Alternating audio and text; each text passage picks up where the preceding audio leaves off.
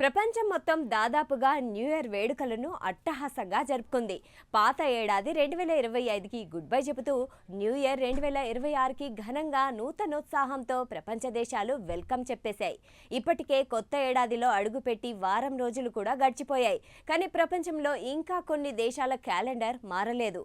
ఆ దేశాలు ఇంకా 2025లోనే ఉన్నాయన్న సంగతి మీకు తెలుసా? ఏంటి, వినడానికి ఆశ్చర్యంగా ఉందా?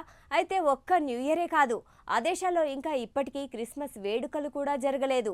అదేంటి అనుకుంటున్నారా? మరి ఆ దేశాలేంటి? ఎందుకు ప్రపంచ దేశాల నుంచి వేరుగా ఉన్నాయా?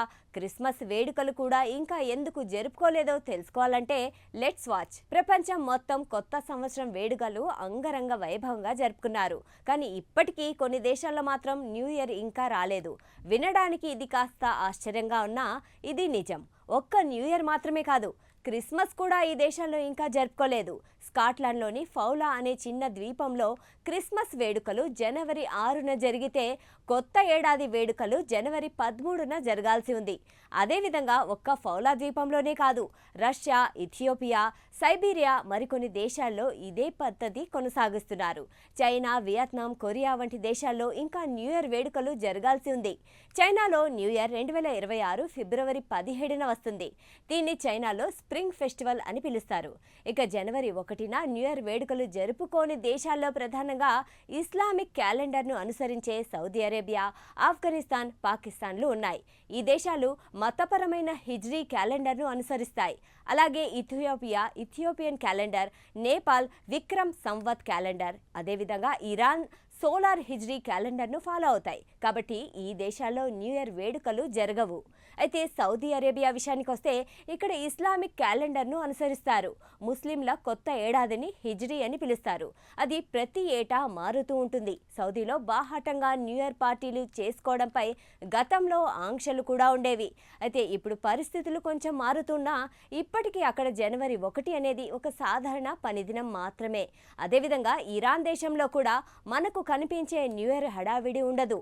వారు నౌరూజ్ అనే పండుగను కొత్త ఏడాదిగా జరుపుకుంటారు. ఇది సాధారణంగా మార్చి నెలలో వస్తుంది. ఈ పండుగను వారు ఎంతో వైభవంగా నిర్వహిస్తారు. కానీ జనవరి 1ని మాత్రం పెద్దగా పట్టించుకోరు. ఇక పొరుగు దేశమైన చైనాలో కూడా ప్రపంచం కోసం వారు జనవరి 1న సెలవు ప్రకటించినప్పటికీ చైనీయుల అసలైన కొత్త ఏడాది చైనీస్ న్యూ ఇయర్. ఇది జనవరి చివరిలో లేదా ఫిబ్రవరి స్టార్టింగ్లో వస్తుంది. ఆ సమయంలోనే వారు సుదీర్ఘ సెలవులు తీసుకొని కుటుంబ సభ్యులతో కలిసి పెద్ద ఎత్తున వేడుకలు జరుపుకుంటూ ఉంటారు. జనవరి 1 వారికి కేవలం క్యాలెండర్ మారుతున్న రోజు మాత్రమే. అలాగే ఇజ్రాయెల్ దేశంలో కూడా యూదుల క్యాలెండర్ ప్రకారం రోష్ హషానా అనే పండుగను కొత్త ఏడాదిగా పాటిస్తారు.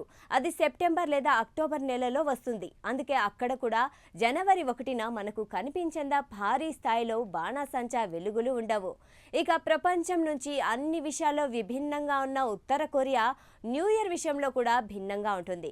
అక్కడ గ్రెగోరియన్ క్యాలెండర్తో పాటు బూచే క్యాలెండర్ను కూడా వాడుతుంటారు. అక్కడ వేడుకలు ప్రభుత్వ ఆదేశాల మేరకే జరుగుతాయి తప్ప సామాన్యులు తమ ఇష్టానుసార పార్టీలు చేసుకోవడం వీల్లేదు.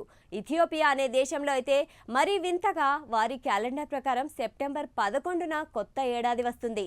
వీరి క్యాలెండర్ మిగిలిన ప్రపంచం కంటే 7.5 ఏళ్లు వెనుకబడి ఉండడం గమనార్హం. మొత్తానికి దీనంతటికీ కారణం ఆయా దేశాల్లో ఫాలో అయ్యే వారి సంస్కృతులు, ఆచారాలు. అయితే ప్రపంచవ్యాప్తంగా గ్రెగోరియన్ క్యాలెండర్ ఫాలో అయ్యే దేశాలు మాత్రం జనవరి 1న నూతన సంవత్సరాన్ని అట్టహాసంగా వెల్కమ్ చెబుతున్నాయి.